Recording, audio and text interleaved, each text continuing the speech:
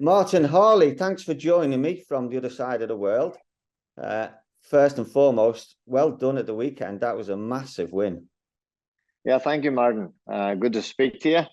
No, it was a great one, Martin, and especially after the year we've had, ups and downs, and yeah. But listen, thankful to be bounced back and grab a good one so shortly after a bad injury. Yeah, your biggest win in Australia so far was at 1.5 million, the Gold Coast Million on a filly called Abounding.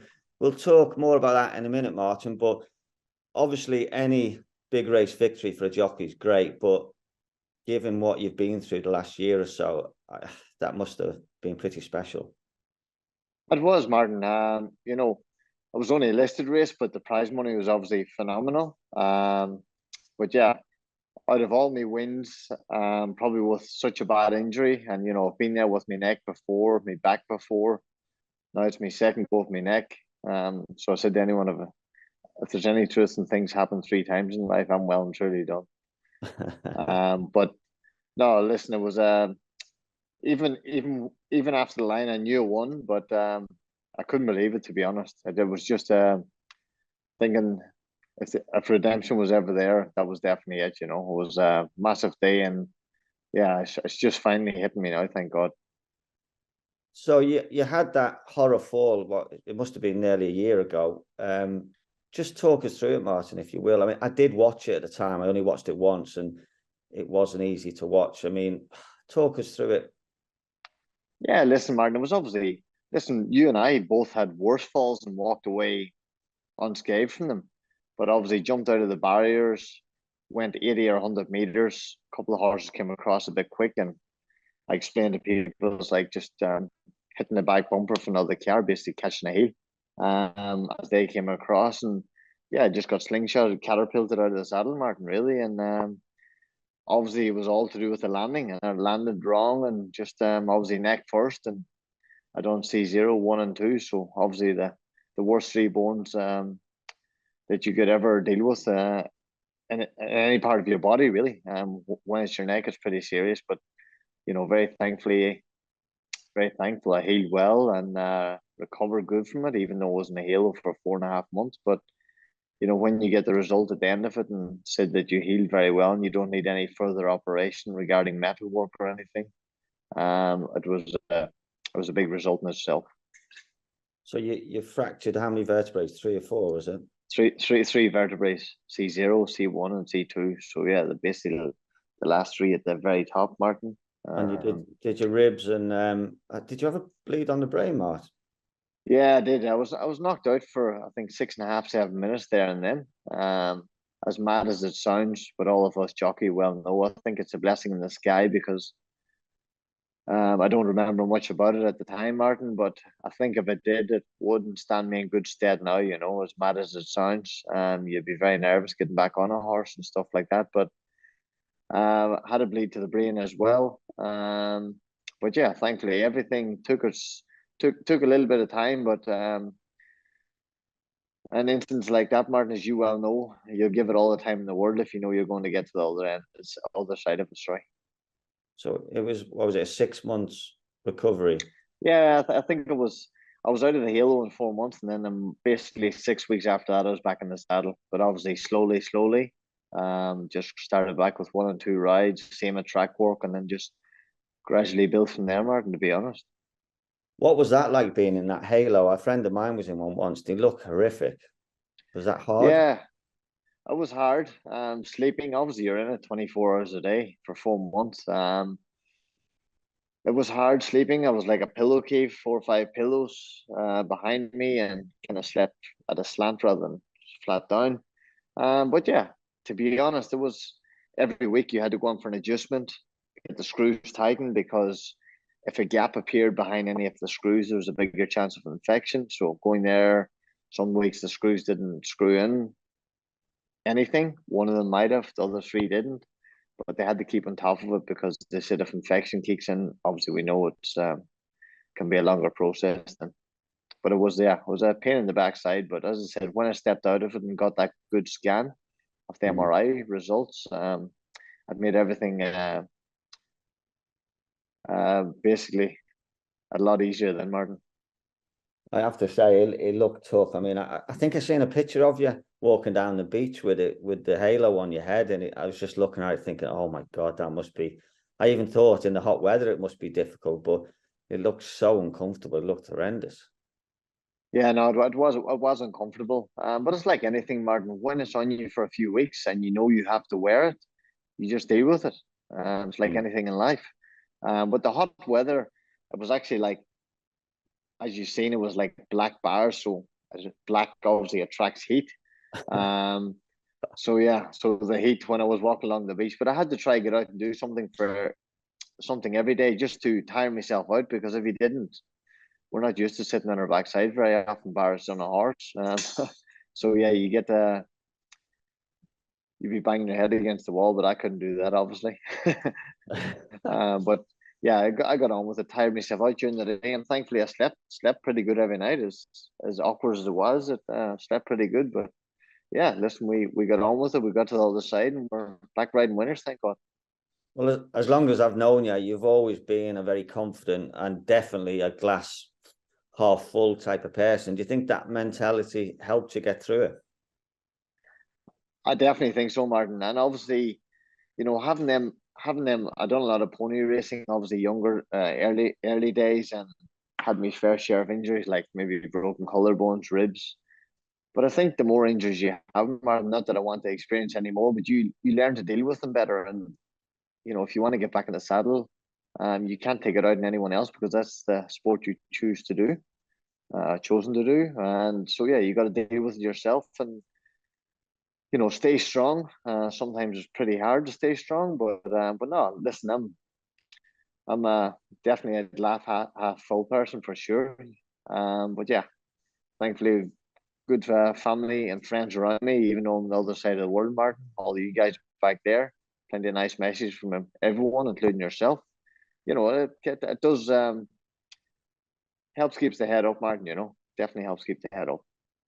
Yeah, listen, I've been through the injuries myself. I had a lot of falls and knocked out, and I had a lot in succession. A little bit of an unfair question, Mark, but I went through it myself. Did you ever cross your mind to call it a day? Because nobody would have blamed you. Yeah, no, to be honest, probably halfway through the injury. When I got back in the saddle and started riding out and that, I definitely had the appetite for it again. And once obviously got the good result, but probably 2.5 months into the injury, there was a lot of thoughts going through my head. Not in dark places, but just thinking, is it time to reach out to something else? Not that I would know what else to do, to be honest, Martin. But Don't I've do got it. a good Don't do it, person. Mark. I've got I've got a good personality. Get on with plenty of guys, but yeah, we love horses, Martin, as you know, and someday we got to call it a day. We wouldn't like to call it a day in that circumstances if we could help it, and thankfully I didn't have to do it, and hopefully never have to do it in them circumstances. But yeah, there was 2.5 months through the injury. I was scratching my head good and proper. That's for sure. You must be delighted with how things are going in Australia. No, for sure. I think that's 60 odd winners now in Australia. 3 or 4 listed winners, and obviously the Magic Millions was definitely the icing on the cake, especially after, not to repeat it again, but the year and everything, ins and outs, breaking your neck, we had a wedding in between, back again. You wonder you're going to get that support when you get back in the saddle, but thankfully everyone's got around me. Things are starting to crank up in Queensland now with the Melbourne Cup and everything being over, so it's moved to this side now for. We'll be coming into the winter carnival soon enough, and yeah, there'll be plenty of Group Ones ahead of us. Not saying we'll be riding in all of them, but after a nice win like that, my name might be in the hat for a few rides. Hold on a sec. Let's just go back a step. You're a married man now. I mean, how's poor Brittany putting up with you? I don't know if she didn't leave me through the injury. She's definitely good for life, Martin. We're sorted. She could have been long gone. Sometimes I even question myself. I said, how would you even put up with you if you actually sat yourself down? But anyway, thankfully, Brittany was right beside me all the way. Good on her and her family. It was tough for my family back home. They've had this scare before, fall at Lingfield, done me neck. But from the other side of the world, thankfully, Brittany's family was in contact with them straight away. And to be fair, we got good news straight away, Mark. I was definitely always going to walk again and things like that. So that was priority, really. After whatever happened after that, it was irrelevant. Whether you have to accept not getting back on a horse again. Well, there's a lot worse cases in life, but to know I was going to be able to walk and stuff again, and that sounds pretty scary, but that's where I was at, to be honest.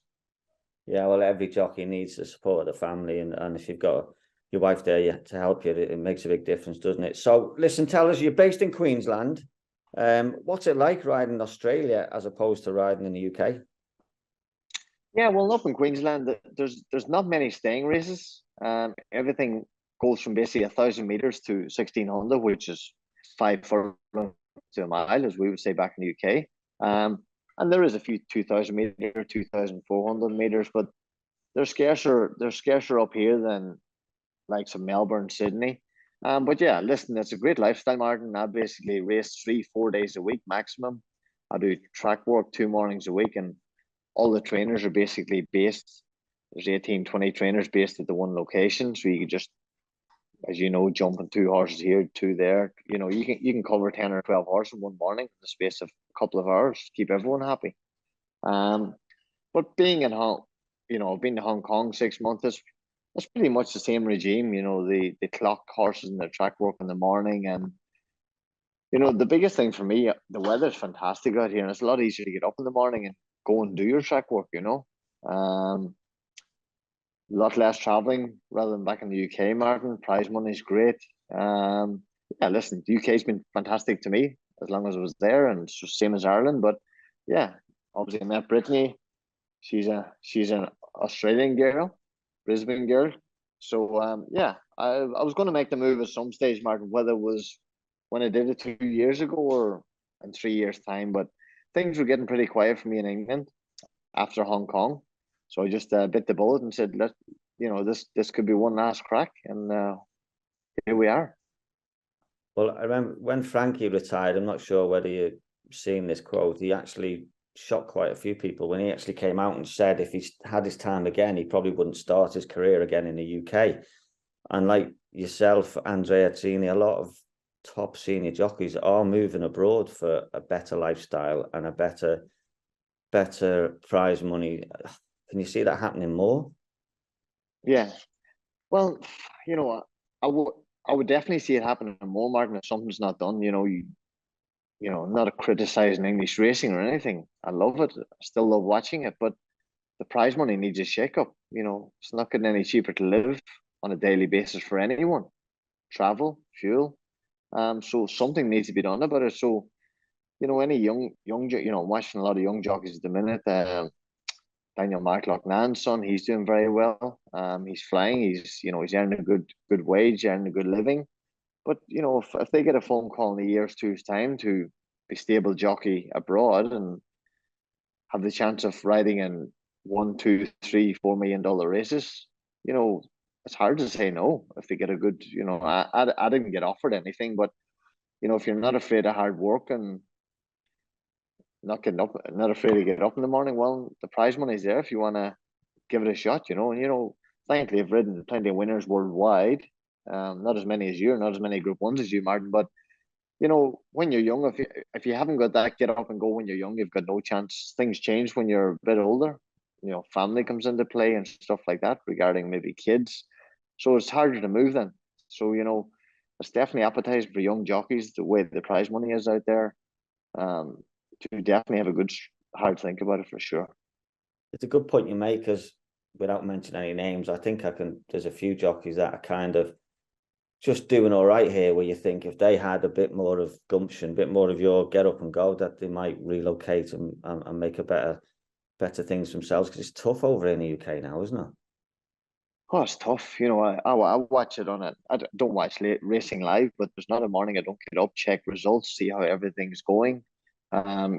Nothing changed that end even since I've left there a couple of years ago, Martin. I love it. I love the breeding's really strong in the UK and Ireland.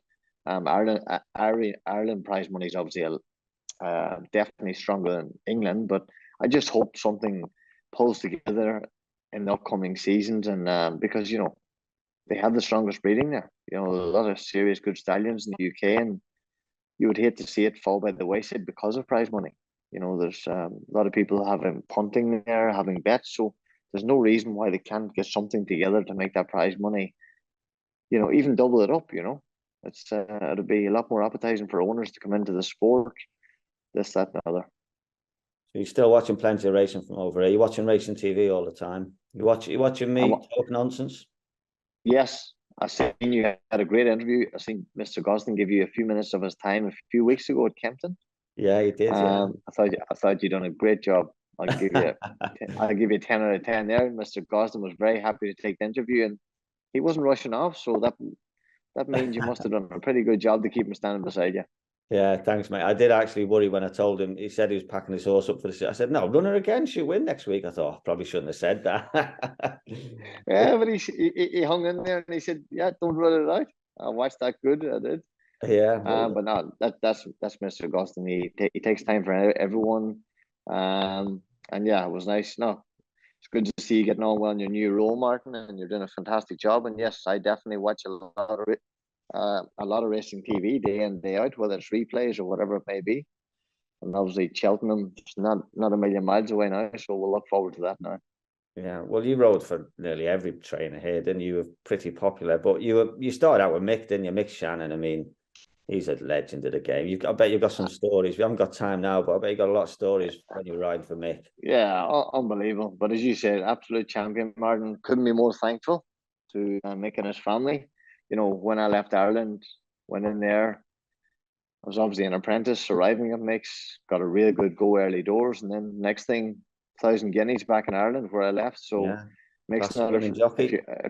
if you're not afraid to work on Mick, he's definitely not afraid to give you a chance. He will stand by you. That's one thing with Mick, and I'll never forget Mick Shannon to the day I die. That's for sure.